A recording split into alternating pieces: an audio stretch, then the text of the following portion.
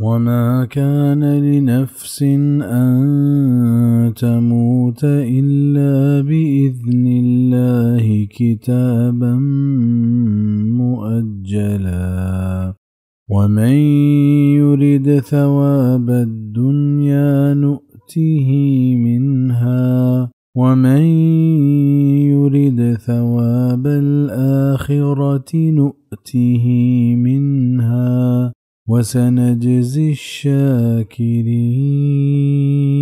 و هیچ یک مردمه وات مرتنکم بغیر اللہ حکمہ نبشتہ کنک بتک نام گفت کے وحد زوحدی کے یقینی چیزی کے موت چا وحدہ پیسرنی ہے وی وحد اللہ داشتہ گڑت جہادہ پشتہ کنزک چی معنی داری و ہر کس کے بلوٹی دنیا مزہ مدین ایہ چاہیہ و ہر کس کے بلوٹی آخرت مزہ مدین ایہ چاہمیہ و زیت ما مزدین شکر گزارم.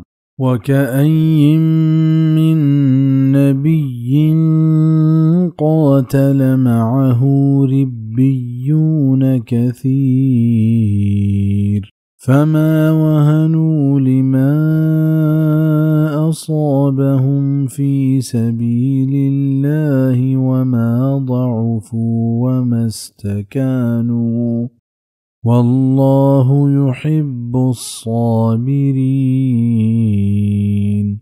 چینچو باز پیغمبر بتک کے جنگ کو تک آئینی حوریا بازیں اللہ والیاں آئیں ہمت دور ندا تک پہما تکلیفاں کے آئیں سر بتگا اللہ راہا انہا کمزور بتا نہ کہ جہل بتا واللہ دوز دارید صبرو او پارکنو کا بزائیں پہ تکلیف و مصیبتانی سببا اللہ راہا جہاد اللہ کو تا.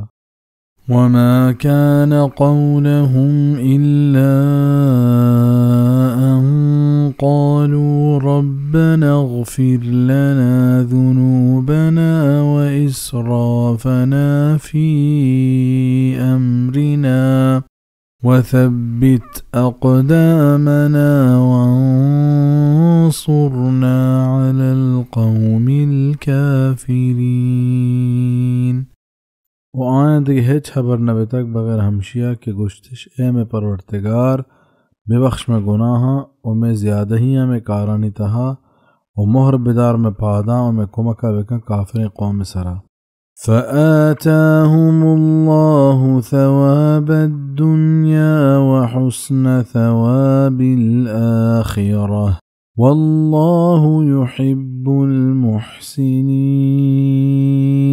پدا اللہ داد آئیں دنیا مز و جوان مز آخرت و اللہ دوست دارید نیکو کارا.